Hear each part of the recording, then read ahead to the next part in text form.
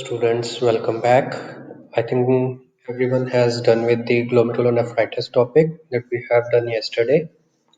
So, from urinary system disease, the next topic is nephrotic syndrome. So, let's get start. Be with me for next few minutes.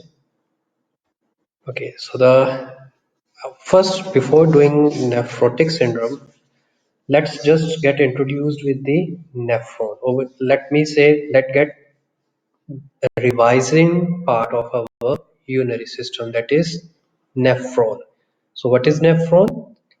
It is a functional unit of the kidney, the structure that actually helps to process the formation of urine by filtering the blood, removing the waste products from the blood and producing the urine that can be excreted out of our body.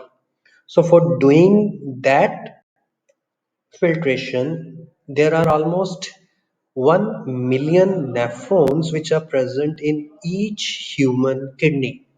So everyone knows we are having two kidneys. That means there are about 2 millions nephrons which are present in human bodies.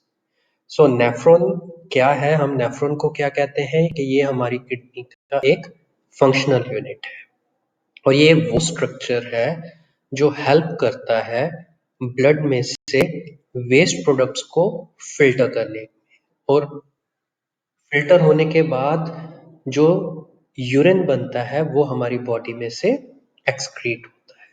सो इस पूरी filtration के process को complete करने के लिए हमारी body में around 1 million nephrons present होते हैं। 1 मिलियन मीन्स 10 लाख नेफ्रॉन्स हमारी बॉडी में प्रेजेंट होते हैं एक किडनी के अंदर। तो अगर हम एक किडनी की बात कर रहे हैं, हमारे बॉडी में 2 किडनीज है, तो इस हिसाब से हमारे पास हुए total 20 lakh nephrons. So nephrotic syndrome. What is nephrotic syndrome? So it is a syndrome. Number one thing, it is not a disease, it's a syndrome. So syndrome means when there is a group of symptoms or when there are a group of disease present for producing a group of symptoms that is called nephrotic syndrome. So in this case, nephrotic syndrome has a group of symptoms which comes together to form problem for the kidneys. And if the kidney have the problems, that means it is not going to work properly, and in that case the urine may have an excess of proteins present in it. So you can say it is a damage to the cluster of small blood vessels which are present in the kidneys, which filters the waste and excess of water from the blood. So that can be caused or that can be seen in the way of swelling to the feet or to the face. So nephrotic syndrome symptoms एक अलग चीज होती है, disease एक अलग चीज होती है और एक सिंड्रोम अलग चीज है। जब बहुत सारे सिम्टम्स एक चीज को प्रोड्यूस करें तो हम उसको कहते हैं सिंड्रोम। सो नेफ्रोटिक सिंड्रोम के केस में क्या चीज है कि बहुत सारे सिम्टम्स ऐसे प्रेजेंट होते हैं अलग अलग डिजीज के, जो किडनी की वर्किंग की जो है एबिलिटी है उसको प्रॉब्लम करते हैं, जिसकी वजह से क्या है कि किडनी अपना मेन काम नहीं कर पाती है या एक्सेस में करना स्टार्ट कर देती है, जिसकी वजह से हमें दिखता क्या है कि हमारे यूरिन के बीच में बहुत ज्यादा प्रोटीन्स का लेवल बढ़ जाता है। जहां अगर आप सिंपल लैंग्वेज में कहना चाहो तो ये एक सिंपल डैमेज है हमारी उन ब्लड वेसल्स को जो किडनी में से वेस्ट को फिल्टर करती है। और इसको देखने के अंदर क्या दिखेगा हमें कि पर्सन के फेस पे, फीट्स पे, एंकल्स पे बहुत ज्यादा सोजिश पड़ी।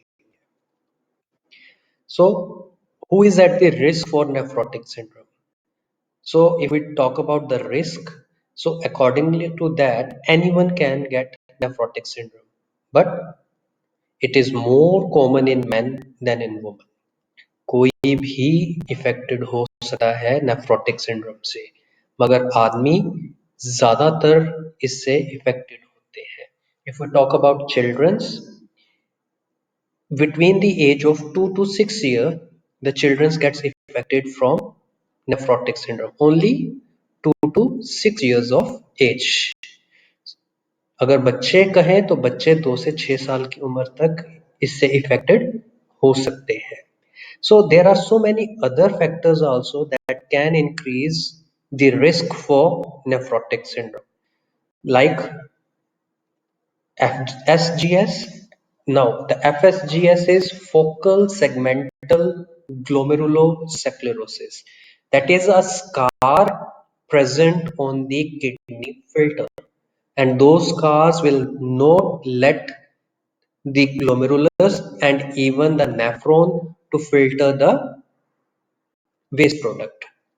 So this can be happen to a person from the birth, or when they are having some other problems like obesity, anemia or some viral problems.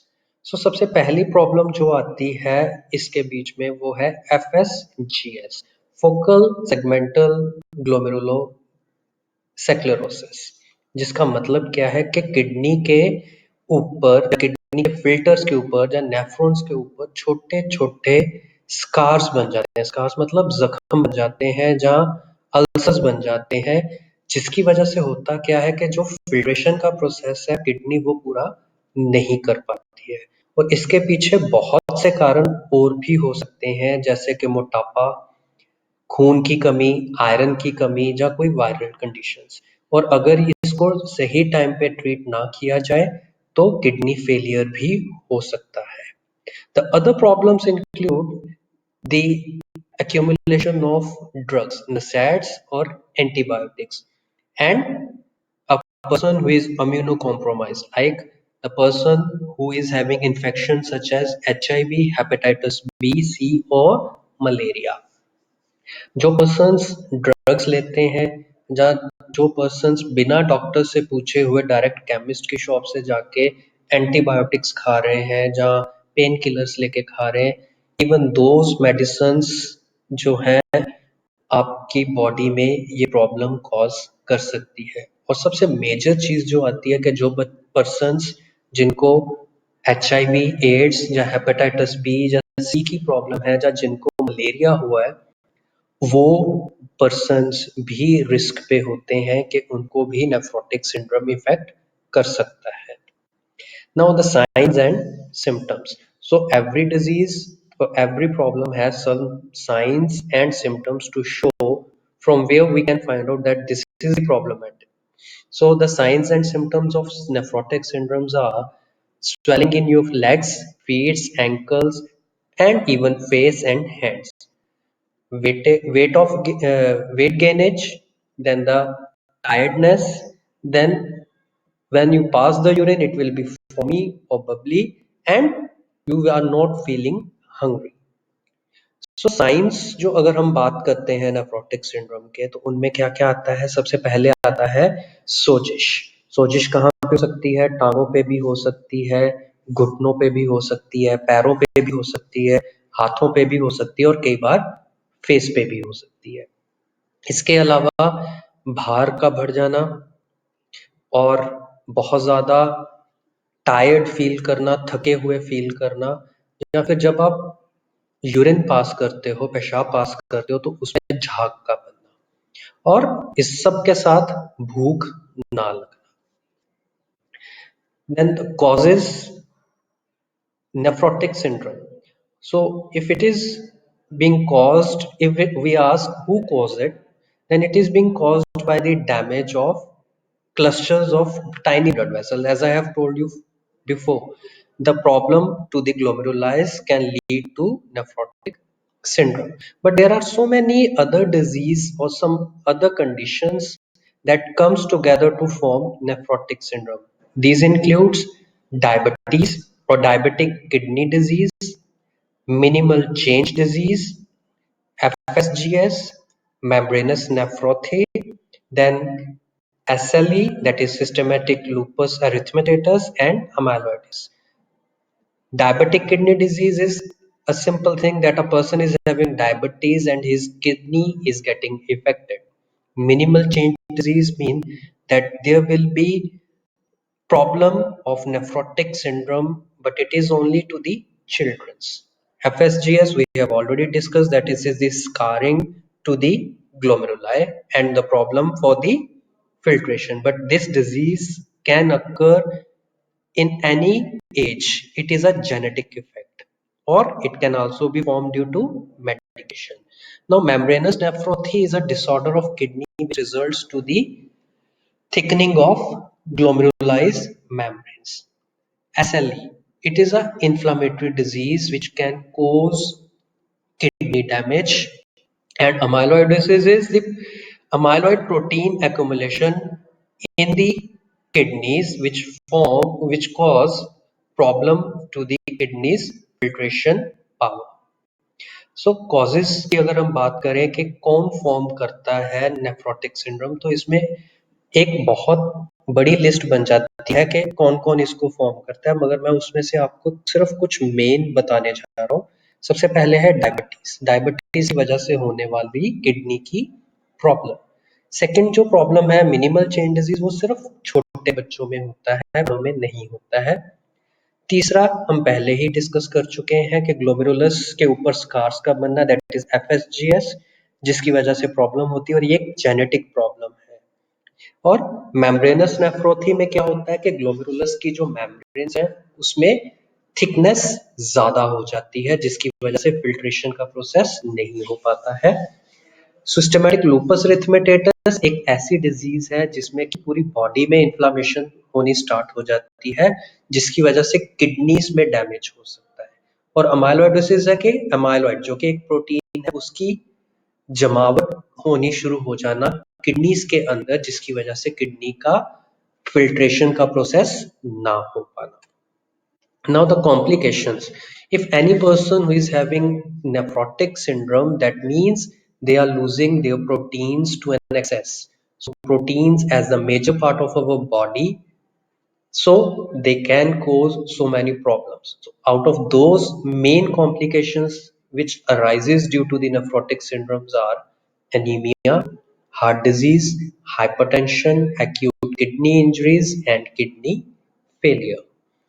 Complications में, क्योंकि kidney में अगर नेफ्रोटिक सिंड्रोम की problem है तो बहुत ज़्यादा protein आपकी बॉडी में से बाहर निकल रहा है, और अगर प्रोटीन बाहर निकल रहा है तो आपके कई मेन काम बॉडी के नहीं हो पाएंगे।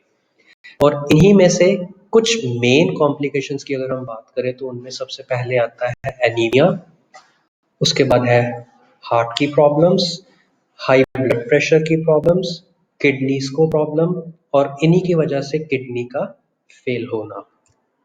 सो डायग्नोज कैसे करते हैं हम इस प्रॉब्लम को, उसके लिए कुछ स्पेसिफिक टेस्ट्स हैं जो हम लैब में करते हैं, जैसे कि complete urine examination.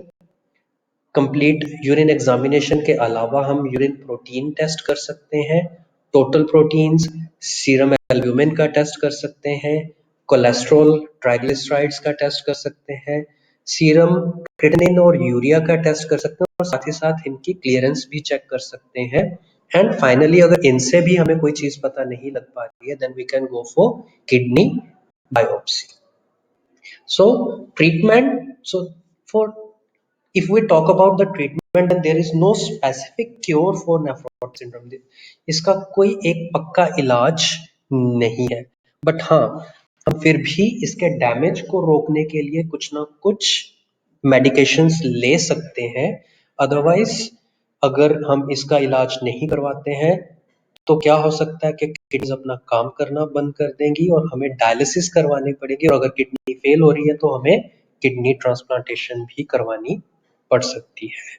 So medicines which we need to take is according to the problem. Like first problem of high blood pressure. So person should take medicine for high blood pressure so that the heart disease doesn't cause problem for the kidney, or kidney doesn't cause problem for the heart disease. The other things include Hypertension, other than hypertension is swelling to the body. And last one is there may be problem for the formation of blood clot if there is any injury. So you need to take medicine so that the blood clotting should goes on if you are having any injury. If there is no formation of blood clot, you may lose an excess of blood that can cause heart attack, even stroke. So medications में सबसे पहले जो आएगा वो आएगा high blood pressure के लिए या हाई कोलेस्ट्रॉल के लिए, कि अगर ये दोनों बढ़ रहे हैं तो आपको हार्ट प्रॉब्लम होगी, और अगर हार्ट प्रॉब्लम है तो वो डायरेक्टली किस पे इफेक्ट करेगी, किडनीज के ऊपर। इन दोनों के अलावा स्वेलिंग अगर आपकी बॉडी पे होती है तो आपको उसके लिए भी मेडिसिन लेनी जरूरी है। एंड फाइनली कुछ प्रॉब्लम्स कई बंदों में आनी स्टार्ट हो जाती है कि उनका ब्लड क्लॉट नहीं होता है जब भी उन्हें कोई चोट लगती है और खून निकलना जारी रहता है। और अगर ज्यादा खून बॉडी में से बह जाए तो डेथ तक हो सकती है, जहाँ कई बार हार्ट अटैक की वजह से डेथ हो सकती है। सो इन सब चीजों को रोकने के लिए according to the problem medication करनी बहुत ज्यादा जरूरी है। So this is the topic, and I think everyone has got everything in their mind about the nephrotic syndrome. So we will meet again tomorrow with the new topic. Thank you.